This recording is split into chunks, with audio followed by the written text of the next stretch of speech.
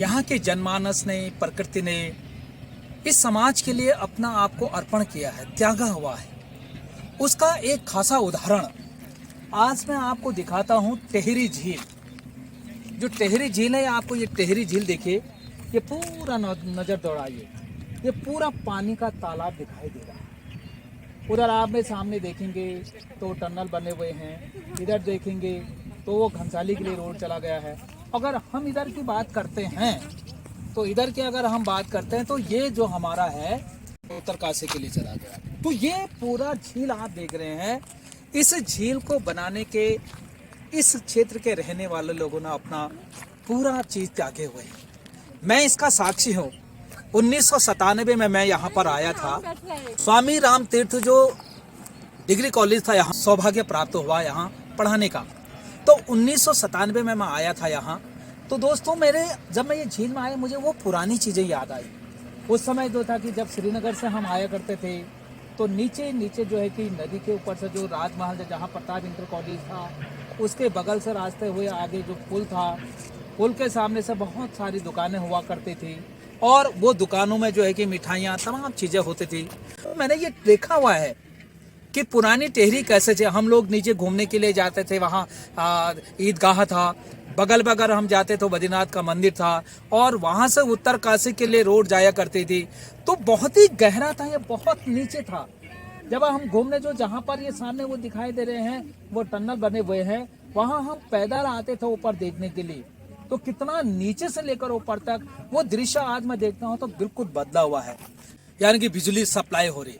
तो ये कहीं ना कहीं जहाँ उत्तराखंड के लोगों ने समाज के लिए, देश के लिए अपने आप को अर्पित किया है, ऐसे यहाँ के पेड़ पौधे, जीव जंतु ने भी अपने आप को जो है इस देश के हित के लिए, इस प्रदेश के हित के लिए अपने वो त्यागा। वरना नहीं तो यहाँ पर तो जो है कि दो नदियाँ आती थी। वहाँ जो घनसाली का वाले जो रास्ता बताया, वहाँ से बिलंगना नदी आती थी और इधर से जो है भागीरथी नदी आती। दोनों पुल के सामने मिला करते थे।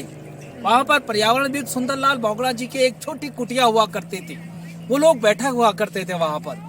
आने वाली पीढ़ी देखेगी तो वो बिल्कुल यही चीज देखेगी, ऐसा था, ऐसा नहीं था। अगर इतिहास में जाएं, वो पर धार था, वहाँ पर प्रताप इंटर कॉलेज था, वहाँ पर जो है स्वामी राम तीर्थ जो है कि डिग्री कॉलेज था, उसके ऊपर जो है कि राजमहल था, वहाँ से आप देखेंगे आमों का भगवान था।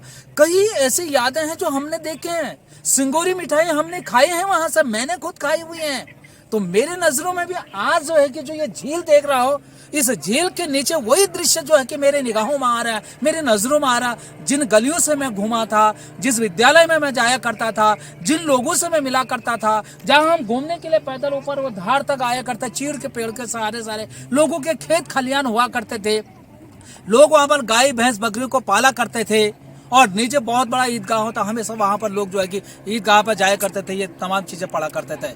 तो वो एक कल्पना सहित रह गई, वो एक ऐसी चीज रह गई है जो यादें बन गई, गीत यानी कि एक यादें रह गए।